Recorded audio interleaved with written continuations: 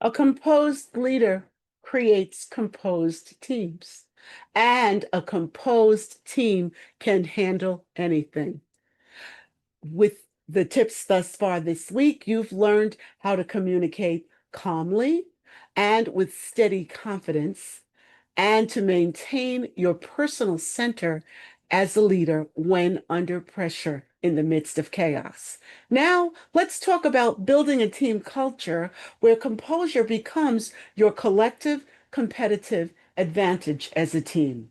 I'm Denise Miller, your Leadership Lady Live, and I bring you leadership, communications, and team tips every week. This week, we're talking about creating composure and confidence in the midst of chaos. The first thing we must do as leaders is to consistently model composure. The second thing is to demonstrate calm decision making during crisis. The third thing is we need to show people how to constructively process bad news. And the last thing is to show your composure techniques with your team. You also need to create composure rituals with your team. The first thing you can do is start high pressure meetings with centering moments.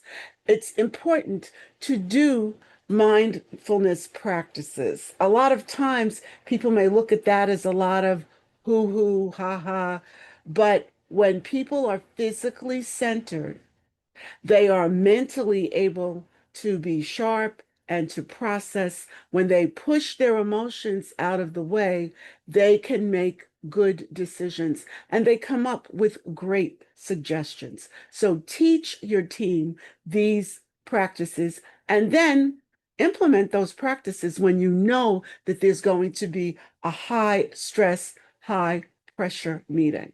The other thing is to build reflection time into urgent decisions. Establish cool down periods after intense discussions.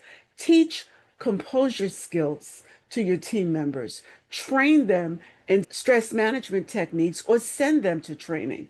Practice scenario planning for potential challenges. As I shared earlier in the week, we did that a lot when I was in the energy industry because there were always challenges, always crises. And as an operations supervisor, I needed to be prepared to deal with them, and I needed my team to be prepared as well. Create decision-making frameworks that promote thoughtful responses from your team and reward those thoughtful responses. Recognize team members who stay calm under pressure. Give them, as the kids would say, their props. Celebrate well-reasoned decisions over quick fixes. Share stories of composure that led to better outcomes. How do we implement this practically? First is have a team composure toolkit.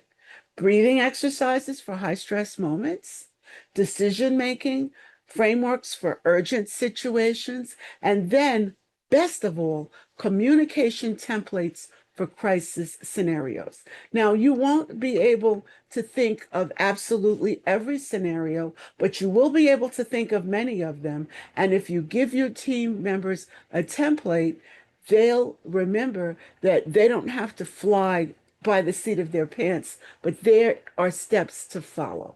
There are also many stress management resources and techniques that you can make available to them. You can do some things within your team. Start team meetings with what challenges us this week, what challenged us last week, how did we handle both? Practice scenario responses. Give hypothetical questions. If X happened, how would we respond? How should we respond? What do the templates say we should do? End with what composure skills do we need to strengthen? And then there is the pressure test protocol. Monthly practice sessions with simulated crises. We see this all the time with emergency management people. I live not too far from a major international airport, and very often I will get a notice that says, remember that we're having a drill at the airport, so stay away from the perimeter or the roads will be blocked.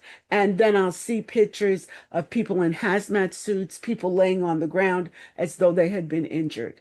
It's important to simulate what you're going to do in a crisis because that builds mental muscle memory. And then team members will just do it automatically. Also, have team debriefs on what went well and what could be improved. And then rotate leadership of high pressure situations. There should be composure, accountability, create team agreements about staying calm under pressure, implement composure check-ins during stressful periods. Grab individuals alone and say, how you doing? What's happening? Are you okay? Establish signals that team members can use when they need to regroup. They don't need to say, oh my goodness, but they can give a physical sign. Remember that confident teams do not avoid challenges. They approach them with thoughtfulness, with clarity, and with a collective calm that turns pressure into excellent performance. Thank you so much for taking the time to listen.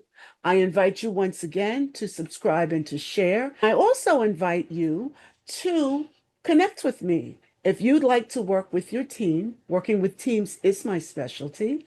I would love to come and speak to them about high road leadership practices, about emergency leadership practices. I've had a lot of experience in it. Have a great balance of the week.